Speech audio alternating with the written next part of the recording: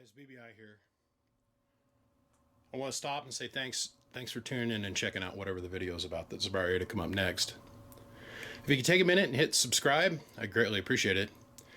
And if you enjoy what you've seen here, make sure to hit the like button. We'd greatly appreciate your support. Anyhow, guys, all that aside, let's get on with the show.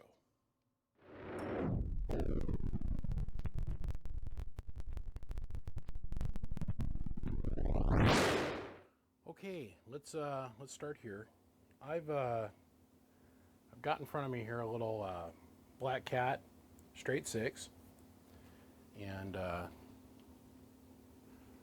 take ourselves a quick look on the inside. Now, I got to give credit where credit's due. This guy has come a long ways since he first started building, because the inside of this amplifier is beautiful. The solder work is immaculate. The wire layout is immaculate. Heavy duty wire coming off of all the switchers. All the solder work is pristine. There is no burned up 10 ohm resistors. As you guys can clearly see, there was no burnt transistors. There was a couple little things that we had to change. This is the stock induction coil. As you can see, it's a little bit smaller than the one that was in it, or the one that's in it now. And I did this to in my last segment, the one I tried to shoot at this before, where I slipped the coil inside of itself and it gets stuck. The output coil was off just a little bit, but the tuning is spot on. So, me being the one that I don't like to drag people up on the cross, I want to be very clear that this thing was actually constructed very well. What we did have a little bit of a struggle with was these capacitors here. There was this cap here. This little guy here, it's a 45 puff capacitor. And we were having a hard time with getting the RF in and getting the RF out, because it's got to come in, go through the relay, come out and go across the relay, come back out and go back out again. Huge impedance bump. And sometimes I've had this circuit be so tricky that you have to add capacitance on this side as well, or you have to add capacitance down here or over here.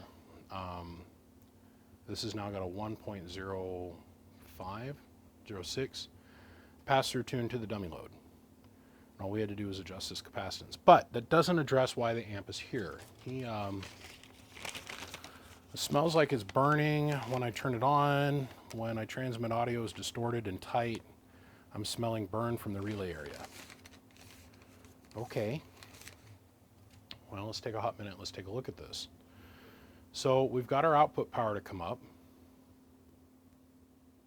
And what I mean by that is we're going to run it through its paces now.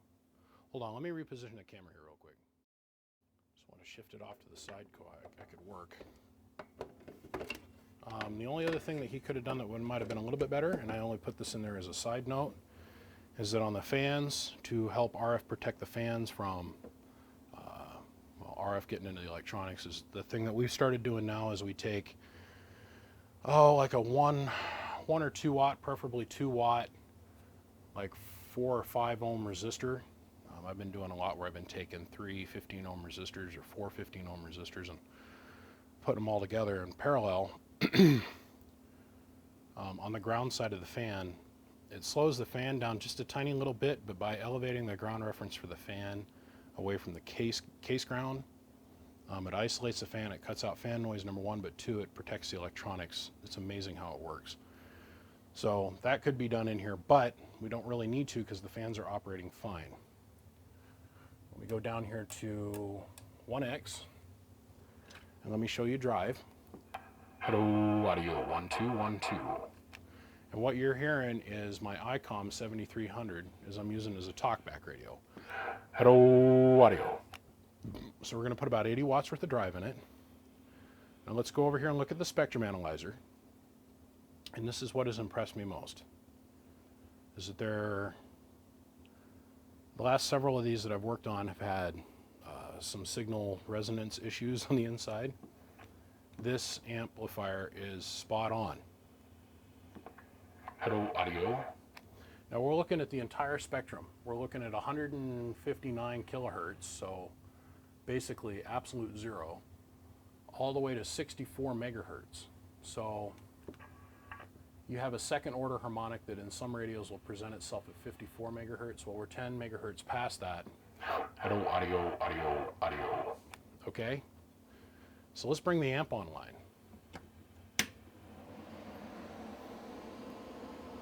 Let's come back down over here.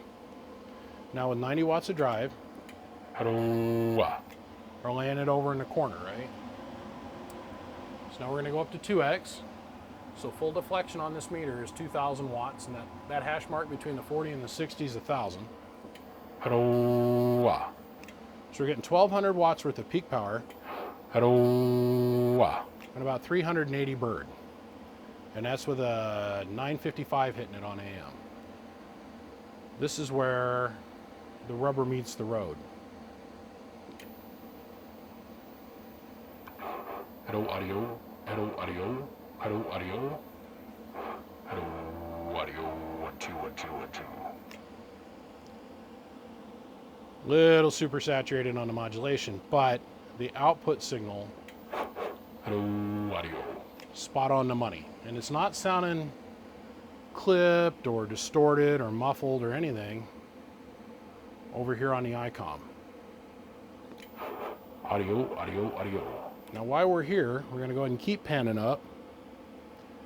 And here is the 2950 5-watt slug that sits between the striker. We'll get the striker in frame as well. Let's see. Does that allow you to see it? It does. Audio, audio, audio. Only like 2 bars here and a half a watt up there is input tune. And all we had to do was increase our inductor length on our output tuning network. So nothing is burned. Now, what is really common with these little 30 amp switchers is that the cooling fan quits. That can cause a burning smell because then the electronics are getting hot. So let's do this. I'm going to turn down my talkback radio a little bit. Let's take our dead key up here a little bit. Let's go up to about 400 watts. Hello, audio. That's way higher than you'd ever want to key it anyhow.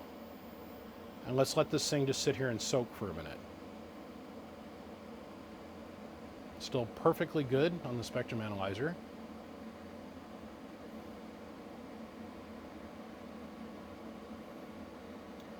And let's see if we can get this smell to persist.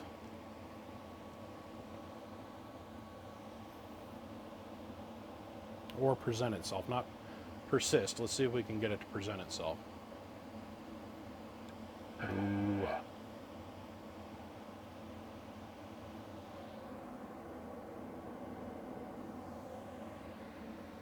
Now what I'm attempting to do here is give the customer, the guy that owns this box, a little bit of confidence. Now, we do have the voltage all the way up on this.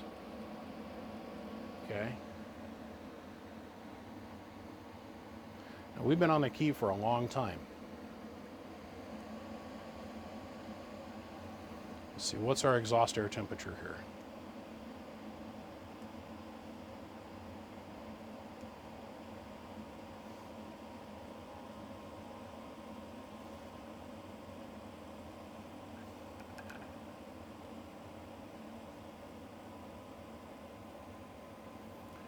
Now by now, all the cooling fans on each one of these switch modules should be kicking on. Here comes the smell. Yep.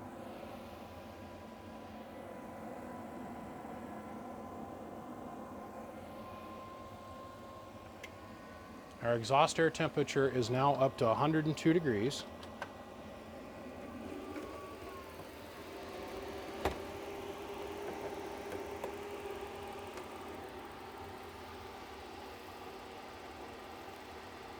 Transistors are up to 117 degrees. Our output combiner is at 82. Our relay is at 78. Our tuning doorknob, which is brilliant, is at 82. Each one of the power supplies is 95, 96,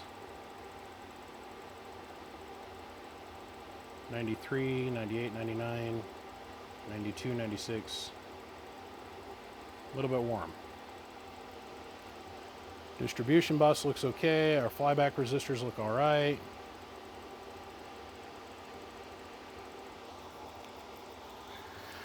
I do not see a problem.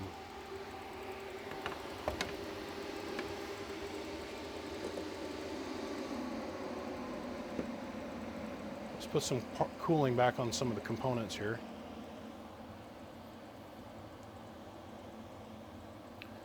It's just a trial, just a test here. See, our exhaust air temperature is at 97 degrees. Believe me when I say I think it's cool, because these fans have got little skulls on them, little red skulls. It's kind of neat. But I will give credit where credit's due. It's got the right size power cord for what we're doing with it.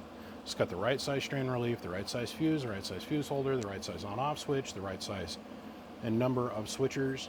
The way the switchers are tied together is electrically correct. The way the board is laid out is electrically correct.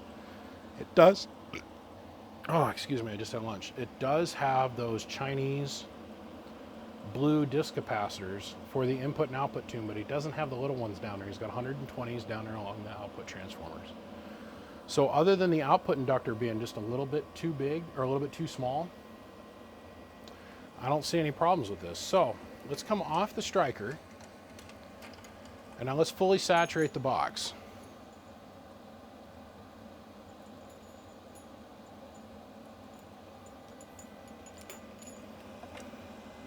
So we're going to come off the 955. And we're going to come up on the 490 now. So let's go back over here and let's look at our watt meter.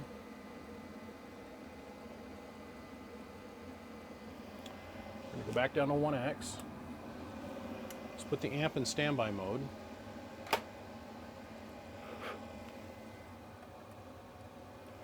Audio 1, 2. Hello. Put about 180 watts peak.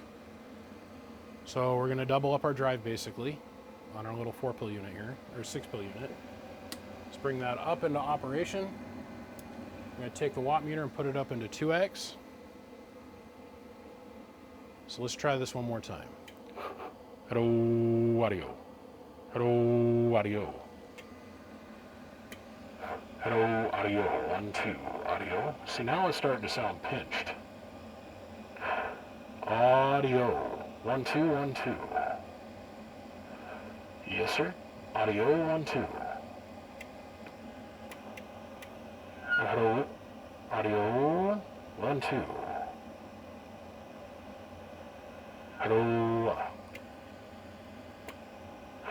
Hello. Audio 1, 2, 1, 2. That's our problem. Hello. Audio. Okay. Now we're starting to see what's going on. Okay, so where I left off, and I had to take off, I had to go get my kid from school. Everybody's telling me that the audio level on this last video I just did on that 4x16 was low. So I turned up the mic gain on the lapel here. So now where we left off was this thing was muffled once it got hot. So now this gave everything an opportunity to cool down. The radio, the amp, everything. Audio 1, 2. Hello, 1, 2, 1, 2, audio. Audio 1, 2, 1, 2. Okay. Hello. We're crystal clear audio now. Hello, audio. 1, 2, 1, 2, audio. 1, 2. Hello, audio. I got a bad AC hum now. Alright, so let's turn the amp off. Audio 1, 2, 1, 2, audio. Now the AC hum's falling out. So let's go over here to the 490. Let's change out the 490 and see what happens. This is where it started presenting itself as having muffled audio. So when we started hitting it harder. You might have a power supply issue. Audio 1, 2. Hello, 1, 2.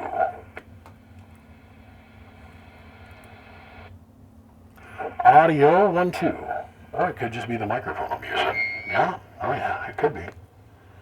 Let me go up here and change mics here real quick. I just don't want to go and dig the guts out of this amplifier unless I absolutely friggin' have to, you know what I'm saying? Of course, my big fat fingers on the mic jack, I'm trying to get this little collet to come off. Okay, so I figured this out. It was the way I had the mic or the radio set up. Hello, audio 1 2. So we're gonna hit this with the striker now. Hello, audio 1 2 1 2 1 2. Audio 1 2. Audio 1 2. It sounds like muffled bags of dick. Hello, audio 1 2 1 2, and then it gets clear again, just like that. Hello. Oh, quit it. Audio 1 2 1 2. Hello, come in. Clear. Hello, audio. Now it sounds like I'm on FM. 1 2 1 2 1 2. Hello, audio 1 2 1 2 1 2. Hello, amp off. 1 2 1 2. Nice and clear.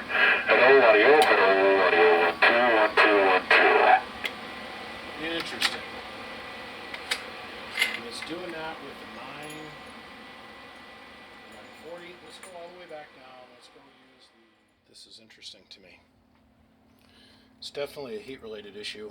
One of the things I noticed is as it was getting hot, the input tune was changing radically.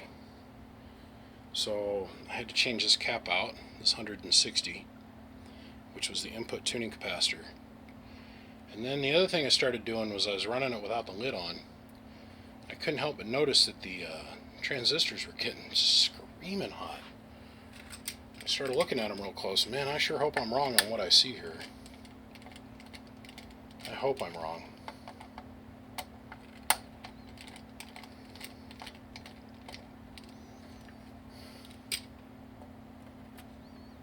Well, there's thermal paste on the screws. Huh. Well, let's pull them. It's kind of interesting because the heat sink's at 80 degrees, but the transistors are at like 200.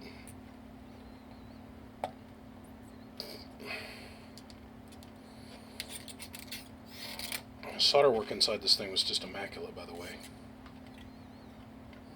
Pull strips are set back far enough that you can get underneath the legs of the transistors. I just don't see any thermal compound around the edges of the transistors, that's all. And maybe he just used a super micro thin layer. We'll see here in a second. I don't know, I'm just trying to figure out why the transistors are getting so stinking hot.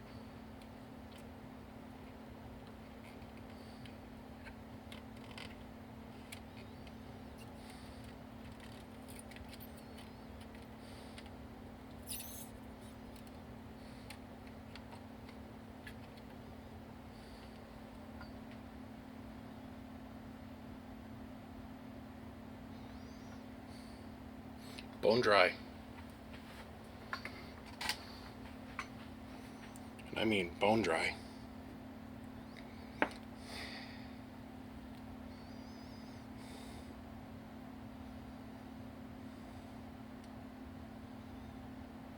I mean bone dry.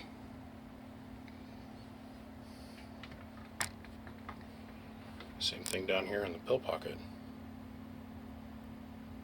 Bone dry. So we'll use this transistor as our control, and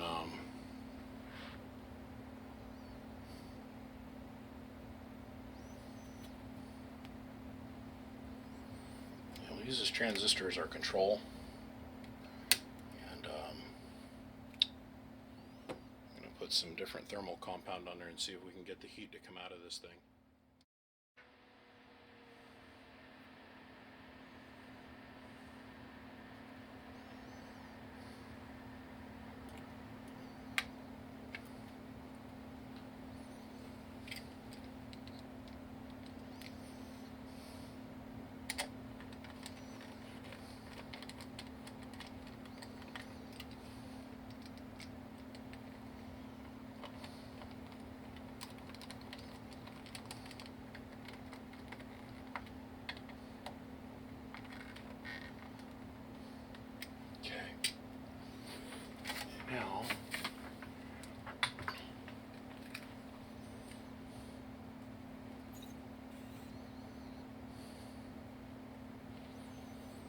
See if we can sneak this transistor back in there.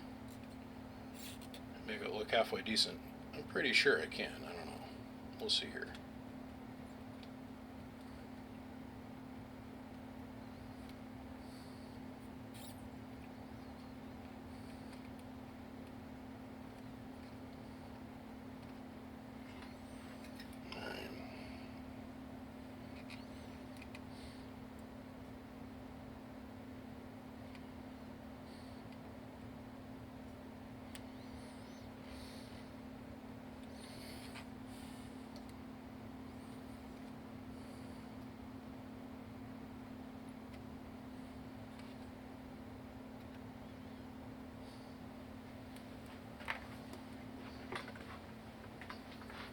Okay. So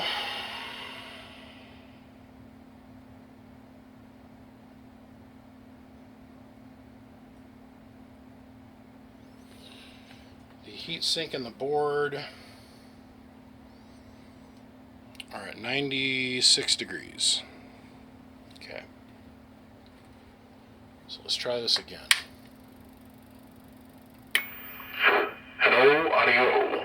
Hello, audio. Hello, audio. 1 2 1 2. Hello, audio. 1 2. Hello, 1 2 1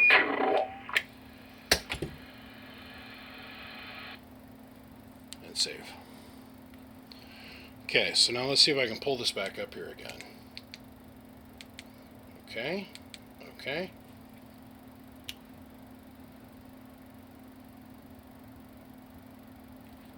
These two are screaming hot. That one is slightly cooler. Interesting. I'm going to let this thoroughly cool off and we're going to do this again. Because the box is super saturated with heat. So I'm going to put a fan on it. We're going to let it cool down. And let's see if we can get a little bit better data.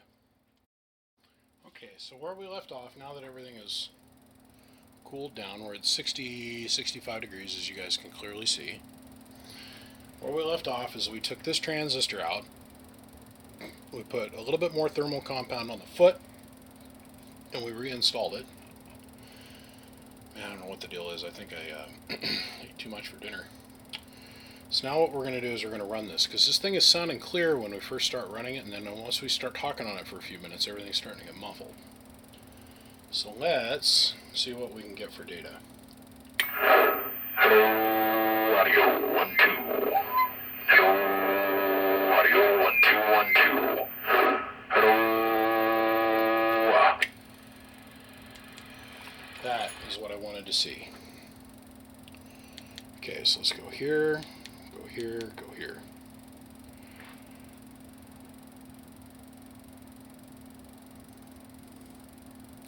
As we can clearly see, this is the N transistor. This is its partner transistor that doesn't have any thermal compound on it. And this is the next one in the stack. And this is just within short operation. Okay. Look at how much cooler this one transistor is versus this here. And its paired partner. These little dots are the bleeder resistors. Now let's see if I go to manual focus.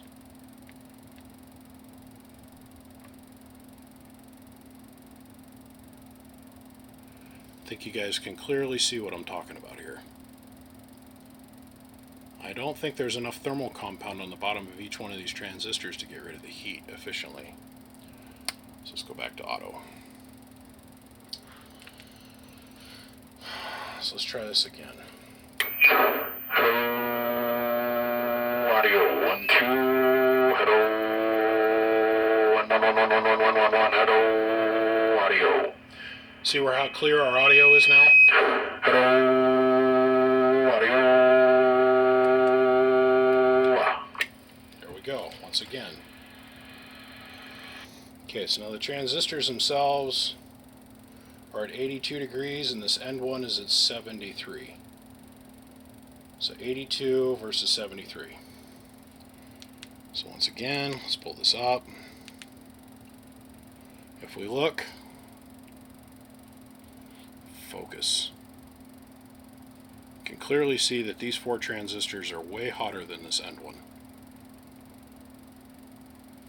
Okay, now I know what I need to do. Let's rip it apart. Let's put thermal compound down underneath all the transistors. The right kind anyhow, a little bit thicker. And let's see if we can get this thing not to be muffled. Okay, so all the thermal compound has been increased, and we made sure everything is down tight on the inside. So we're going to run our Striker 490, and that used to drive this thing to where it would instantly sound distorted. So before I turn that on, we're in 2x, so let me put this down on 1x. Hello, audio 1, 2. Hello, come in. Hello, audio. Alright, that's what we sound like at the moment. Let's bring the amp online.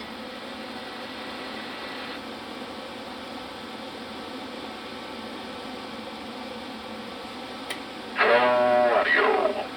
I said under that old Model T was the place she first showed it to me. It was big and black and she called it her crack, but it looked like a manhole to me. So I pulled out my old power pole and I stuck it in her black manhole. As she began to scream, I poured on that cream in the color of the old Model T. Hello, audio 1, 2, hello, come in. Not distorted, not muffled, not nothing.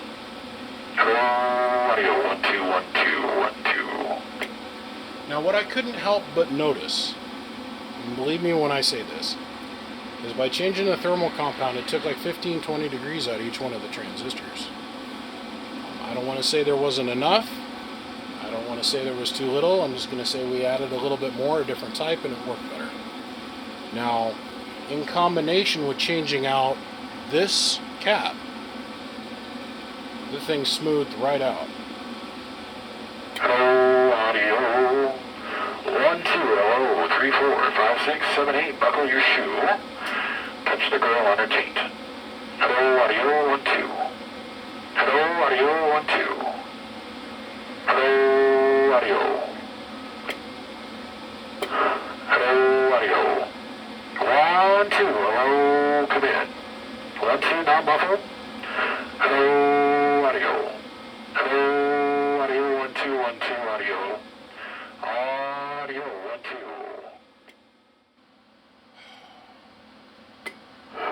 Hello, audio 1, 2, hello 1, 2. Under that old Model T, I'm getting so tired of singing to myself. Hello, audio.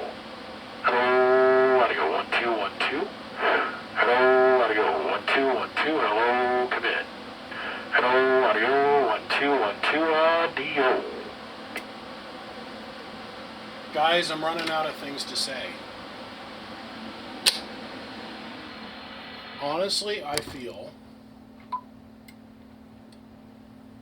I'm not going to lie, honestly, I feel that this cap breaking down and coming out of value in operation caused the input tune to radically change. I think caused more problems than the heat conductive compound, but the transistors are sure running cooler. Now, I know that there's a lot of people out there that listen to everything I say, everything I do is like it's gospel. I've been in several of these so far, and this is the best constructed one I've seen yet. The craftsmanship in here, as far as the layout, the solder work, the wire size used, the placing of the components, the neatness of the work on the inside, the way the coax is cut, the way all that stuff is laid down, spot on the money.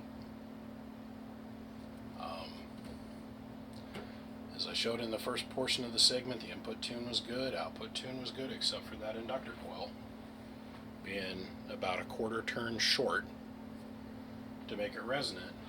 This thing was pretty good. I'm really impressed. I'm really impressed. Now, that being said,